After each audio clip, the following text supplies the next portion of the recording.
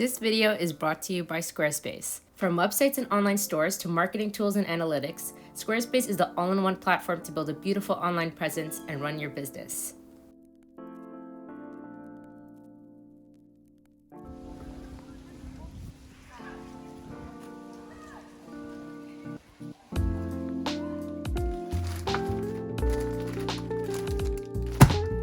Hey everyone! So today's video is in collaboration with Etchr Art Supplies. So I'll be opening up this package of art supplies that they sent me and, I don't know, experimenting with it. So I'll just open up this package here and show what I got from them. If I can find my X-Acto knife. Here it is. Alright, so while I'm opening up this package, let me give you guys the real introduction for this video. So at the time of filming this video, I had no idea what I was doing. I was really uninspired and I didn't have any idea for a topic for this video. I thought it would just be a regular illustration kind of thing. But later on, I decided I wanted to make this into a tutorial of sorts. Basically, I'm going to be explaining in this video my process on how I make cluttered background illustrations. Anyways, in this first part of the video, I'm going to be doing an unboxing and trying out the art supplies that Etchr Lab very kindly sent me. I was really excited to receive this package. So yeah, as you can see on screen here, the first item I got was a 24 half-pan set of watercolors. Now, I already have 3 billion watercolor sets. Actually, just 3 sets, but still, 3 is a lot. And this is my 4th. But I really wanted to try out their watercolors. They looked really interesting and they looked really vibrant. They looked like they had some crazy colors. And that proved to be true. Spoiler alert, but yeah, I really love these watercolors. Also, the packaging for this watercolor set was honestly so beautiful. I love the fancy cloth that they added in the box, covering the set. So yeah. Anyways, here on screen, you could see the swatching sheet that they gave with this set. The paper quality for that was actually really good. You could feel it from feeling it. Anyways, here I'm just unpackaging all the colors in time-lapse. Something I appreciate about this set that is kind of niche is the fact that the wrappers come off really easily. It's so frustrating when the wrappers don't come off fast enough. Anyways, the next item that I got was this accordion sketchbook with hot pressed watercolor paper. Now, if I'm being honest, I don't know why I picked this out. I could have picked something else out. They have brushes, they have fine liners, but I chose this. So I didn't want to get a normal sketchbook from them because I didn't want that normal sketchbook to compete with my moleskin one that I'm trying and struggling really hard to finish. So that's the reason I got this accordion one, but I could have just gotten anything else. I could have even gotten another pad of paper. It's alright though. Honestly, the accordion sketchbook is super cool and I do have some ideas on what to do with it. Also, the paper quality is so good that I'm definitely going to have some use out of this sketchbook. It won't go to waste. Anyways, the next thing in this package was this tape that they added for me, which was super cool. This tape is amazing. I just cannot express it yet, but you'll see in the future in this video when I'm peeling it off the paper. It's so good. Anyways, last item that I got today was this watercolor pad. It comes with 16 sheets. It's 100% wood pulp paper and it's 300 GSM. It's also vegan friendly and A4 size. So yeah, this watercolor pad was incredible. I don't know, their paper quality is just so good, but I'll get into that a little more later on. The texture on both papers, this one and the accordion sketchbook, are both so nice. It's the exact texture that I like in paper for sketchbooks and in general as well. Colored pencil goes very smoothly on top, but also watercolor looks beautiful on it. It's the perfect paper in my opinion. I've never experienced such high quality in my life. Even the swatch sheet paper over here, it's the same incredible quality. So while I was swatching the colors, which you'll see in a bit, honestly, it was so easy and nice. I don't know. I lost everything. I can't. Okay, I'm done being dramatic and ready to start voiceovering like a normal human. Thank you. I hope. Anyways, I'm swatching the colors now, and that's the lemon yellow. Beautiful. I'm gonna go in time lapse right now just to like speed up this process. But yeah, the colors were gorgeous. The yellows were crazy good. And the oranges. I'm an orange fan. Anyways, I also love the greens. Like, there are some seriously neon colors. It's amazing. I'm in love with this color selection. I highly recommend this watercolor set, by the way. And I'm not just saying that because it's a collaboration with Etchr and they sent these for free. Like, I genuinely am so shook with these watercolors. I tried the Paul Rubin ones off Amazon, and even though both sets are about 70 Canadian dollars, and they both have 24 half pans, but the Paul Rubin set comes nowhere near the Etchr set in terms of quality.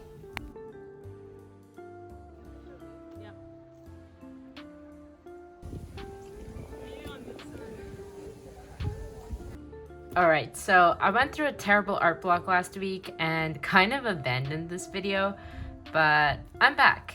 I'm back and ready to start filming this thing again. This is the start of the tutorial section for this video. So I'm done, trying out the supplies, and I haven't experimented a lot with it, but that's what I'll use the accordion sketchbook for. So the first step in my process for me personally is reference photo collecting.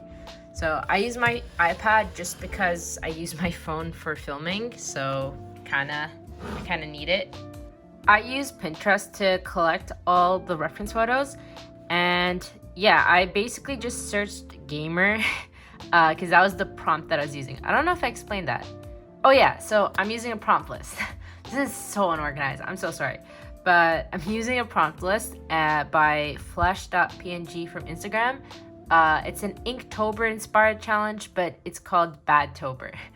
Basically, the prompt for day one was gamer, and there was another prompt called messy, and another prompt called fish. So I'm actually combining 3 prompts, or just like I've been inspired by 3 prompts for this particular illustration. So at the start, I was just looking at Pinterest gamer people, and then I started seeing these like vintage, like, I don't know if it's vintage, I don't know if that's the right word. Basically these nostalgic bedroom photos, tons of them. And they looked so cool. I really loved it. I loved it more than my initial idea, which was gonna be like a more modern gamer setup like this one here. I'm not really into that anymore. I think I'm actually gonna remove this reference photo. Yeah.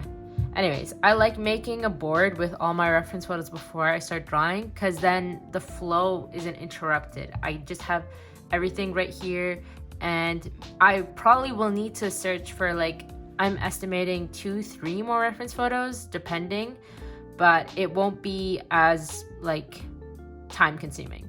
I also like adding weird things to my cluttered background illustration, like just things that look out of place. So I was thinking like a claw machine would look kind of odd in someone's bedroom. And then there's just tons of inspiration here. Just so many objects to choose from. Like, look at these plastic dinosaurs, the cassette tapes, race cars, and like, look at this phone. That'll look funny. So yeah, that's my Pinterest board for Badtober at the moment. Oh, also, I'm thinking of making the character have a fish bowl for a head with a goldfish inside for no reason. Like, it doesn't have a deep meaning. It's just because I didn't feel like drawing a normal human. But yeah, that's it. That's it for the reference photo part.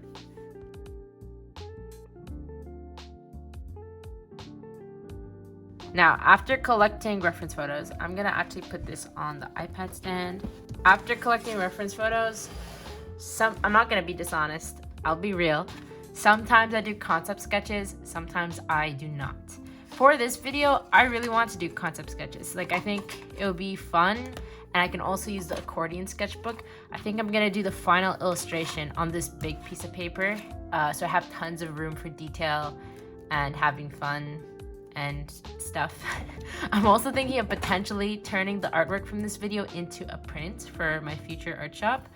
Speaking of art shops, do you know what would be really handy for making one? Picture this, an all-in-one platform where you could design your own website or online store. Kind of like Oh yeah, today's sponsor, Squarespace. Squarespace provides you with tons of customizable templates that make it really easy to start building your own online shop or website. I'm currently making a new art shop and using features such as the product page templates, the integration with print-on-demand services, and the secure checkout page has made the task of creating a new art shop so much less daunting. In addition to online shops, with Squarespace, it's really easy to make an online art portfolio. However, if you're like me and you don't have a portfolio all set at the moment, Squarespace has a really cool feature that enables you to connect to your social media account. Using this feature, I was able to add a temporary art portfolio to my website using my Instagram feed in just 15 minutes. And what I find really convenient about this is that I won't have to keep worrying about updating my portfolio since my Instagram feed will do that automatically. So, if this sounds like something you'd be interested in, head to squarespace.com/coffeebean and you can get 10% off your first order of a website or domain. Thank you so much to Squarespace for sponsoring this video, and now let's get back to those concept sketches. Anyways, step 2 is entirely optional, but it's concept sketches. So, yeah, let's get on to that, I guess. I'm also thinking, since it's a fishbowl head person, I really want to have fun drawing that fishbowl head person on one of these pages. Is this the right way? Where's the back? Okay, this is the back for sure. Okay, so I'm thinking fishbowl head person concept and cute little illustration here. And then I could start roughing out the thumbnail sketches, experimenting with the color theme. I'll get into all of that in the voiceover, but for now, I need to stop procrastinating and just jump straight into it.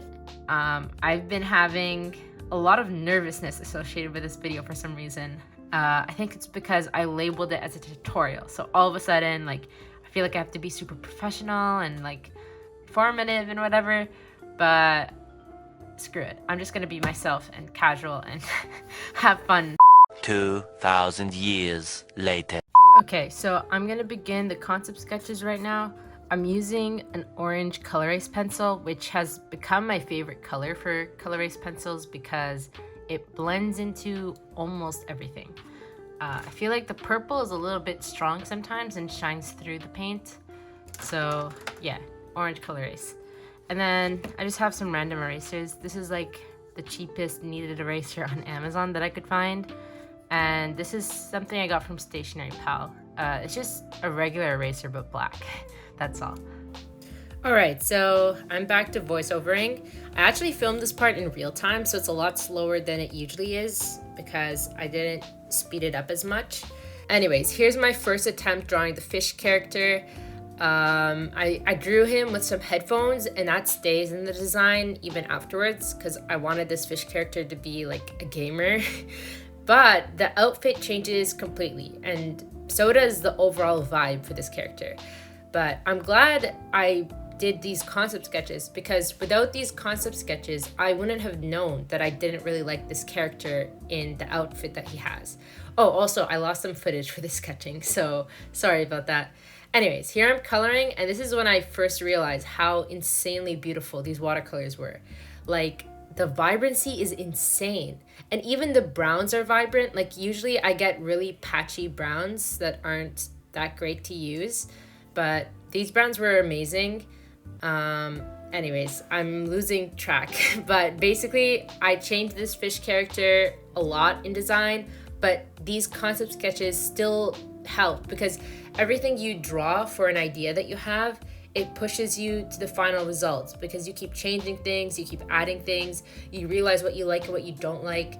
And so that's why I feel like concept sketches are underrated and that I should definitely do them more often and stop thinking of it as an optional step because I really like the final result of this piece, like the final characters that I came up with because of this initial step. Anyways, I do still like how this character looks. I think he looks adorable. He's wearing pajamas, he's wearing a little color shirt even. It's cute, but it's not what I went for in the end. Alright, so this is how the sketches look. Anyways, I'm getting pretty bored of preliminary sketches to be honest, but yeah, I think I'm gonna move on to the main artwork with this paper here. So as you can see, I added a couple outfits to the Pinterest board. And what else? Oh yeah, headphones, because I didn't know how to draw those. And then I changed my mind. I'm not going to be drawing a bedroom like the ones down here. I don't think I'm going to be drawing this kind of scene. I really want to draw something a little bit crazier. So I decided to go with a kitchen.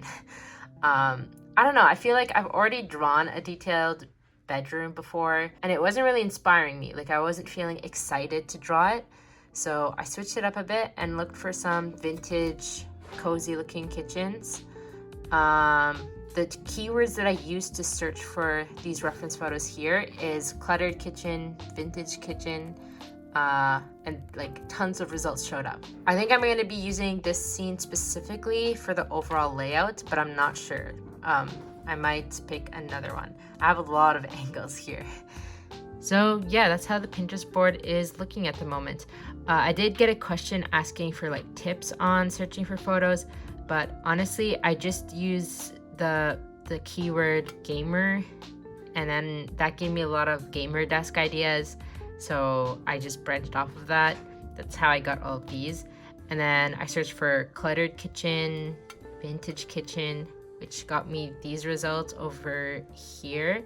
These are actually illustrations by another artist. I'm worried because I don't want the artist to not get credit, but I just added them there for like vague inspiration. I definitely will not be copying anything from these, just like to hype me up a little bit, seeing what other artists do. It's Brit on Twitter, so hopefully that's the actual artist because they're very talented. But yeah, that's about it. Oh, also there's goldfish reference photos. I just searched goldfish, vintage headphones, overalls. I didn't even have to like be specific with these ones. And then for these suits, I actually searched 70s inspired suits. Anyways, now to move on to this. So I lied, and I was not indeed done with the concept sketches. I realized how nerve-wracking it was to just jump straight in without a clear idea of what I was doing. So I did this one concept sketch, like a really rough draft, and I'm so glad I did that because it saved me so much trouble. And as I was doing the concept sketch, I just got idea after idea on what to like add to it. So yeah. Okay, so this is the, what's it called? Rough sketch. Yeah, this is the rough draft sketch thing. Yeah, I changed the fish character quite a bit. I'm planning to draw the fish character with like a bow tie and a suit, so that would be fun. I don't know, I just felt like it suited the character a little more. Anyways, as you can see from the rough draft, I drew this from kind of a top angle, but like I'm gonna have to fix that and make it more like realistic in the real artwork. But yeah, it's from a top view. There's a little cat up here. The fridge is like the main point of view. So like in the foreground, it's gonna be the fish, the fridge and the two characters. There's also gonna be a pile of food thrown out of the fridge so that the TV could fit. So yeah.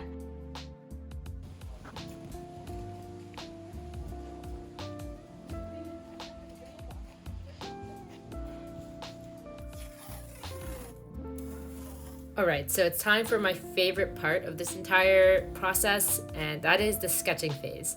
I absolutely love sketching. I always dread line art, and surprisingly, I even dread like coloring sometimes. Anyways, I put the tape across the border, and then I started with some really basic guidelines. Guidelines are really important for backgrounds, I have to admit. Like, usually when I'm drawing human figures, I ignore them, which is wrong. But for background specifically, I usually have to go back to basics and like brush up on my perspective. Now, spoiler for this video, like the perspective doesn't end up perfect. Like, I'm honestly not an expert. I'm not saying that to be humble or whatever. It's just I genuinely am not an expert, and I'm still learning and experimenting a lot. So over here, I'm just using the basic like box method sort of thing, 2-point perspective. Wait, I think this is 1-point perspective. Yeah, like I don't even know what point this is. Anyways, as you can see, I'm making sort of a cube shape with the page, like you're looking inside a box almost. And then I tried blocking in the big objects first. So I like going for the large things first and then adding details, but sometimes I get distracted and I add too many details, as you could see here. But yeah, I just drew the fridge first because that's in the foreground and it's the main focal point of the entire artwork. And then I got distracted by all the details that go into the fridge. So yeah, then I drew the figures. And with the figures, I try to make it like the perspective good by using like rectangles and spheres and just basic shapes. And after that, I went for the background. And again, just like cubes and rectangles, basic shapes, and then I add in all the details. I get bored of drawing cubes and rectangles, so that's the main reason why I add a bunch of details immediately afterwards. It's to like create some variety, and then I go back in all those places where the details aren't that much and add even more details. Now, throughout this process, I'm looking at random reference photos or I'm just drawing things from my head. Like this cute little cat here was just from my head. And I was able to do that just from practicing drawing cats and also having a cat. Also, like the orange juice bottle and a lot of the food items were just random things in my head. I actually didn't use the reference photos as much as I thought I would.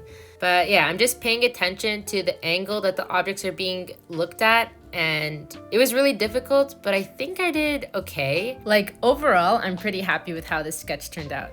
Okay, so the sketch is finally done for this cluttered background artwork. I'll give that a little like zoom in of the piece. So yeah, it's pretty packed full of details. Now, I have to like point out and admit that the perspective is not perfect for this artwork. Like there's a lot of questionable parts and, you know, just lines that are uneven. Like I can already notice that this is a little bit tilted that way. Should probably be tilted this way, downwards. Also, just like the angle is really hard. I have no idea why I chose this angle. I just feel like it would be more interesting, and it was interesting, but like this cabinet here is very questionable the way it's going down. I tried to mask the incorrect perspective with these objects here and that kind of helped. But I just want to point out like all the stuff that I'm like cheating with basically. So I am no perspective expert, and it's definitely on my bucket list of things that I want to improve at. I try my best with this artwork though. Like I actually used guidelines, which I usually do not use. So anyways, other than the perspective, I'm actually really happy with how this is looking so far. Like I love the variety of details that I put in. Some of them aren't very clear at the moment, but at least like I know in my head what they're supposed to be. And I also really love the placement and the poses that the characters are in.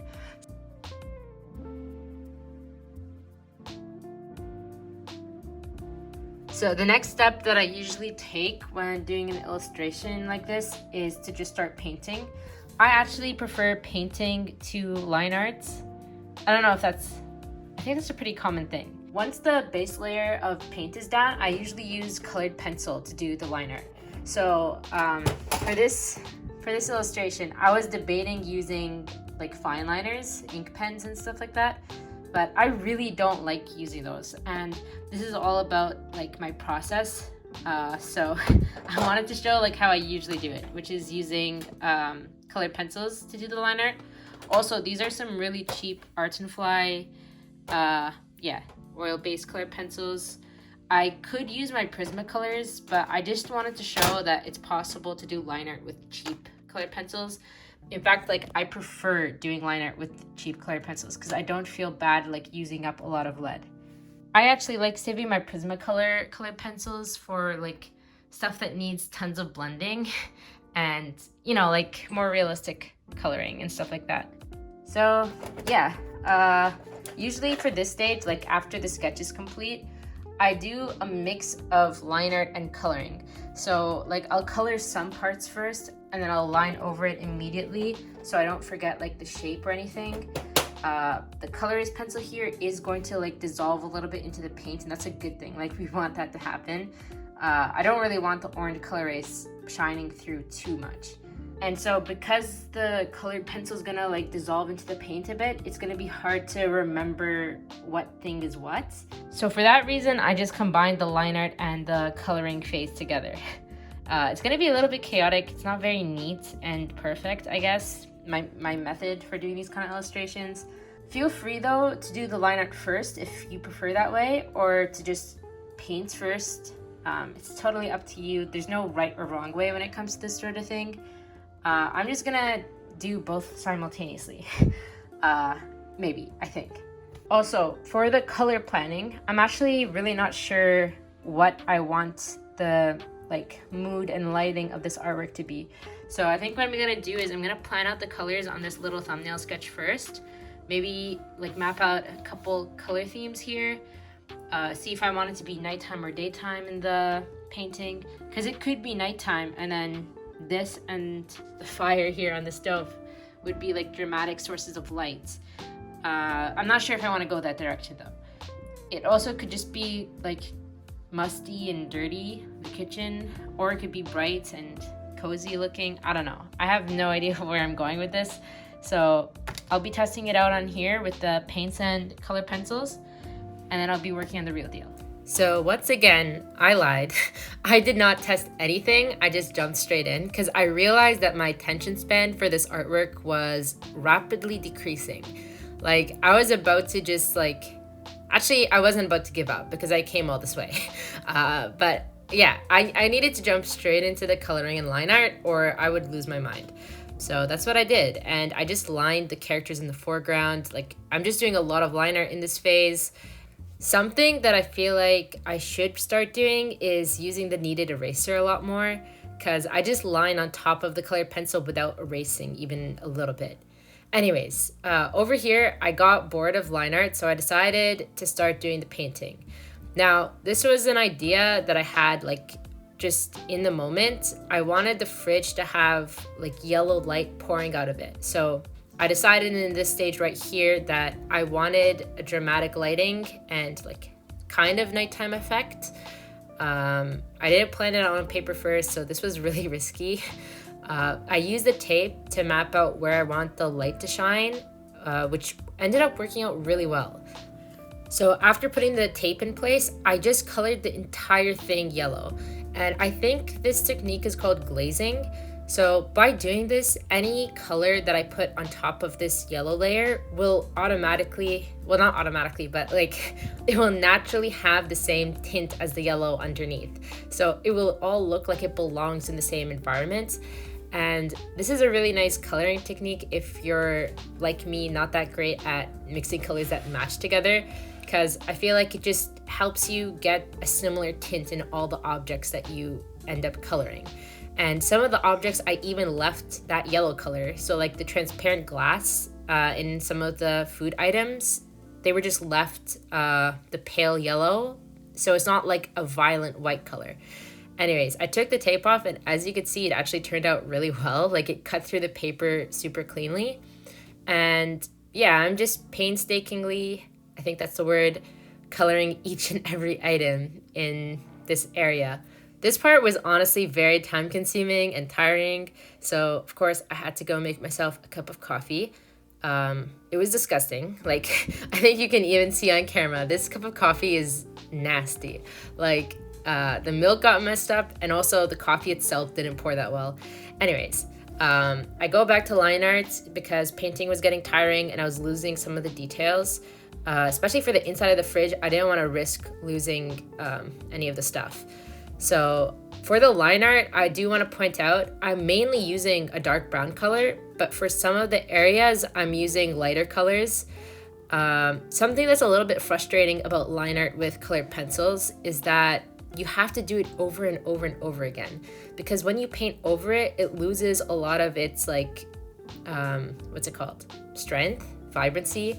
So you kind of have to go over it a couple times, which is annoying, but I really love the soft effect of colored pencils. And yeah, I just enjoy using them. So as you can see here, when I was painting the oven, the grays that I used and even the blacks, they got this really nice yellow tint to them thanks to the underlayer. And yeah, I really loved the glazing method. It was really fun to do.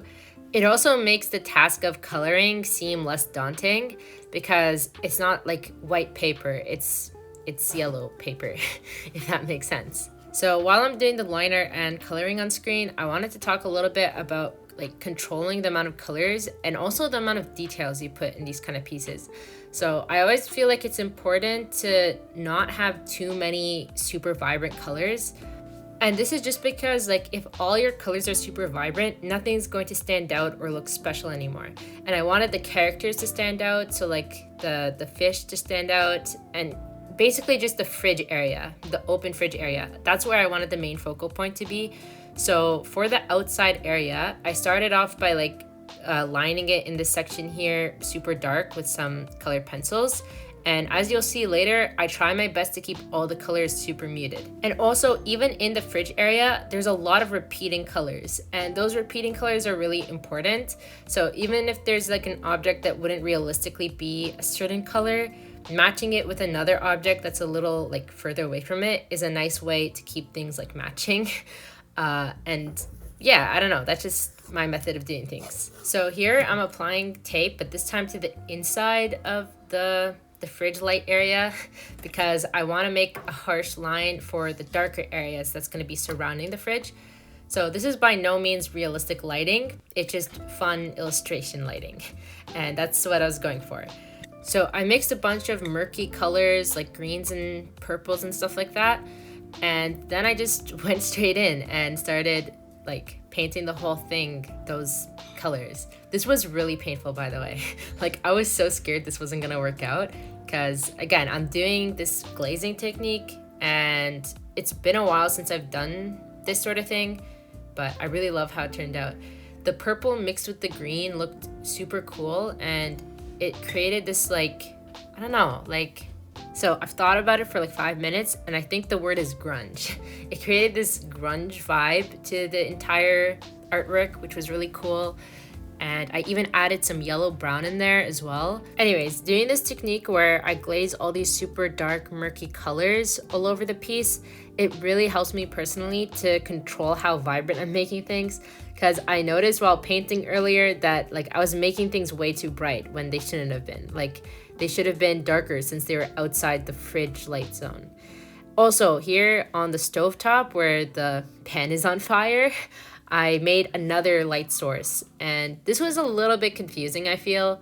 Part of me thinks I shouldn't have made the pan on fire, but then another part of me is like, where's the fun in that? Like, there's a pan on fire.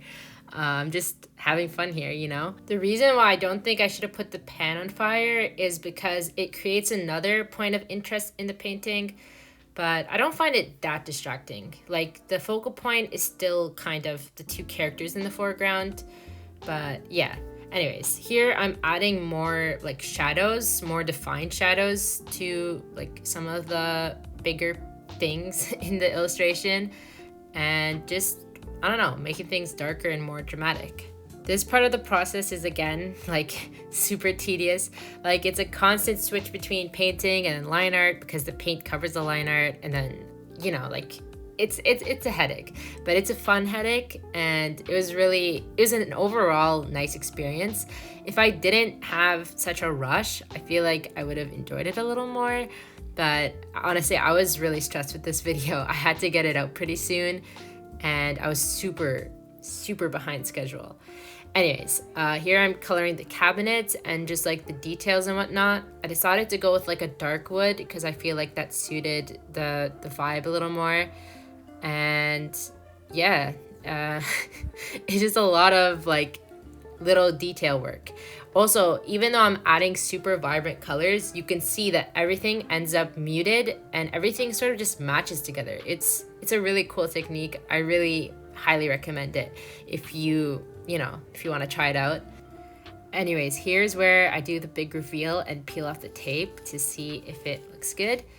And unfortunately, the tape tore a little bit at the paint underneath. It wasn't anything that I couldn't fix, like it wasn't too bad. Also, the bottom tape over here peeled off without any issues, so that was nice. But yeah, look at that beautiful dramatic lighting. It was so fun. I really like how the fridge light turned out.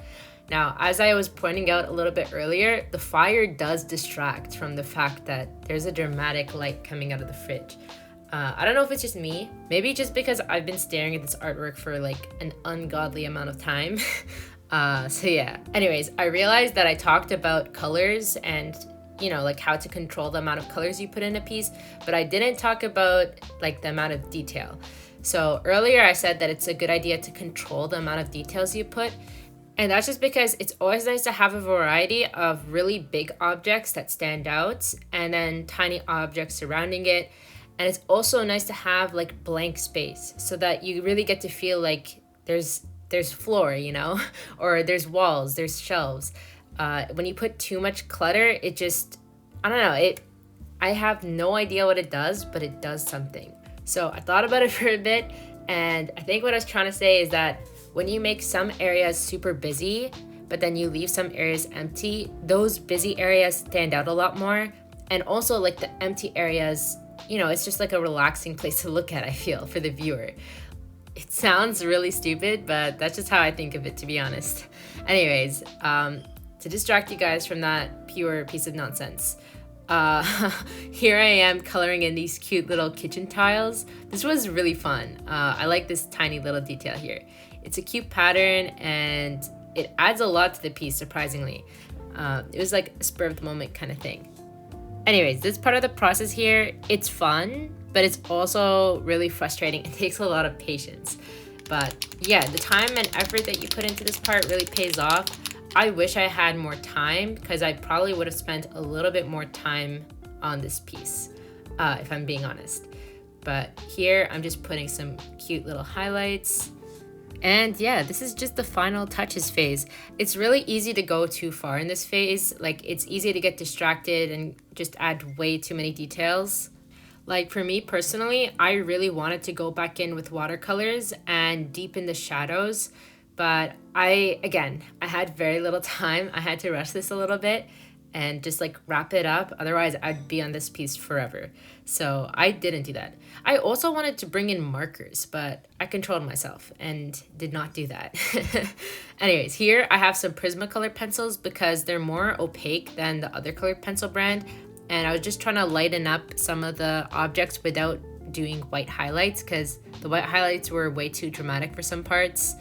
But yeah, Prismacolors are really like opaque, so they're great for adding some like final colors and lightening up the watercolor. But as I was saying earlier, I wanted to add marker because that's a thing that I do sometimes. Sometimes watercolor, it's just too pastel or like not contrasty enough, and it takes a while to build up the layers. So something you can do is take markers and layer them gently on top of the watercolors in the areas that you want to be super dark or super saturated. But yeah, that's just a little tip that I did not implement in this background. As you could see, I'm peeling off the tape. This was so aesthetically pleasing. Like, I actually got the angles right this time for the tape peeling. And it was so clean. Like, look at those edges. Like, look how perfect it was. I love this tape. I'm gonna have to order more when I run out because it's so good. Anyways, I got a little off track there, but basically my plan is if I ever want to turn this into a print, I would just take a high quality scan of it and then maybe go on Procreate on my iPad and add some like harsh shadows or something, or maybe even go in with markers, like, I don't know. All right, so I think I'm done with this artwork. I could definitely push it further. Like, there are parts in the painting that have like kind of low contrast, and I could definitely add some like saturation, glaze layers, go crazy, maybe even like add a vignette. I think it's pronounced vignettes. I don't know. I have no idea how that word is pronounced. I'll just put it on the screen. Vignette. But to be honest, I'm really happy with how it looks right now, and I don't want to risk ruining it by adding too much because that's a thing that happens to me a lot. I like the warm colors. I like how it isn't too dark, but there still is some dark areas. But yeah, the contrast could definitely be increased, I feel. I don't know. I think I'm overthinking it. Anyways, I'd like to say like a huge thank you to Etchr for sending these really cool art supplies.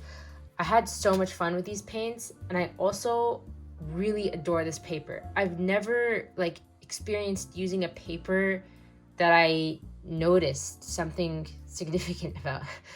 I don't know how to put it into words, but I noticed the quality with this paper. I was shocked, honestly. It's so much better than my Canson cheap watercolor paper. I felt like the colors would dry fast, but they would also like mix really easily together. I don't even know, like it was great. I love this paper.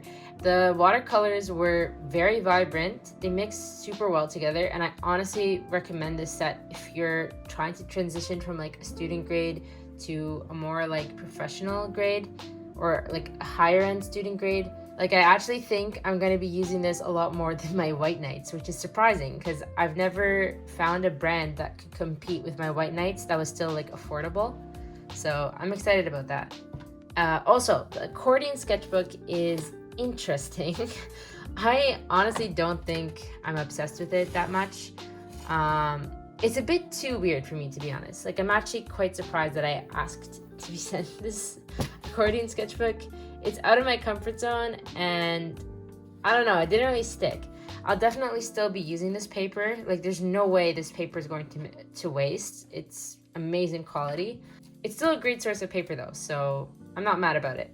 Anyways, one last time, just like huge thank you to Etchr. I had so much fun with these supplies. The quality is superb, and I don't think I've experienced this experience before with watercolors. Usually I just use cheap sketchbook paper or not so cheap sketchbook paper that doesn't work well with watercolors. So yeah, this is the end of the process. I do have some final like notes to make.